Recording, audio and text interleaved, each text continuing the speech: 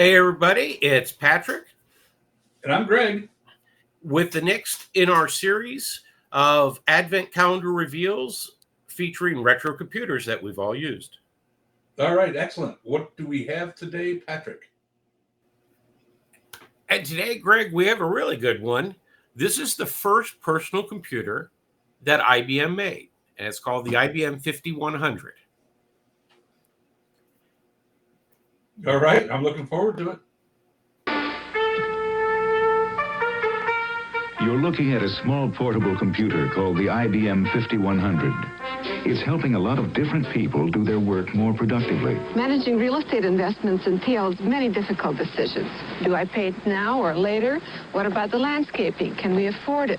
What about taxes? There are many, many difficult decisions to make. It's really nice having a computer to help. It weighs about 50 pounds. You can plug it in anywhere. Bad weather, late deliveries, construction delays of all kinds. How is it going to affect our schedule? Now we can find that out fast. The 5100 can help handle some very complex information. Jet fuel is expensive. At Simmons Precision, we're developing a product that'll help the pilots save fuel. Flight test time is also expensive. But we do our flight tests right here in the lab on our 5100 and save time and money. Capacity? About the same as some large computers a few years ago. We're a mid-sized life insurance company. If we want to compete, and we do, we've got to be flexible. We've got to get answers fast. This little machine will help us do it. The 5100 is easy to learn and simple to use. There are countless combinations of feed we can mix. What is the most economical for any particular herd? That's what I'm figuring out now. The cost of the 5100 is reasonable. Paper, ink, size, weight, overhead, and don't forget the shipping cost.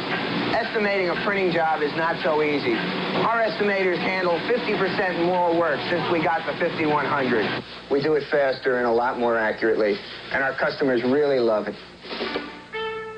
The IBM 5100. It's bringing the advantages of the computer to more and more people. IBM, helping put information to work for people. Well, that's pretty interesting. Is that some sort of tape cartridge they're using for data? What do you know about that, Patrick? Actually, it had a built-in, I think those things held up to like 150 megabytes or something. But yeah, it's a reel-to-reel tape cartridge. And those became standard on a lot of Unix systems for backing up in mini computer systems. I gotcha.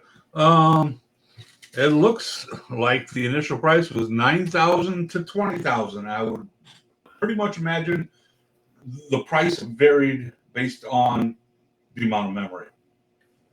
Yeah, that was configurable. And you notice it had a built-in screen, which is 5.25. To call it a personal computer is probably a stretch. I don't think they were marketing it to families. I would imagine it was for business. It was for business. IBM, right? I believe it only ran 2 languages, but I may be wrong. One of them being BASIC. The other one was APL, which was a very complex, convoluted programming language that used all these symbols to actually program. Well, it had a CPU called the IBM Palm processor, PALM, Palm processor, clocked at 1.19 megahertz. It came with 16 to 64K RAM. So that's a lot less RAM than the Alto had. But it has no graphical user display that it needs, RAM for doing your memory mapped. I gotcha. I have no data here on how many units were sold, so I'm guessing it was more than that Alto was. Yeah. And this was the machine that led to, I believe, the 5120 or 5110, which were bigger screen machines, and I think they had 8-inch floppy drives. That was sort of the 5110 was its predecessor or successor, right? And that actually was capable of being a multi-user machine, and it also ran IBM Business Basic, and it might have run APL as well. After that, you got the 5150, which we all know is the IBM PC. Right. That's a good one. That one, I think they had a little. What's the little guy? Charlie Chaplin. Oh, Charlie Chaplin ads.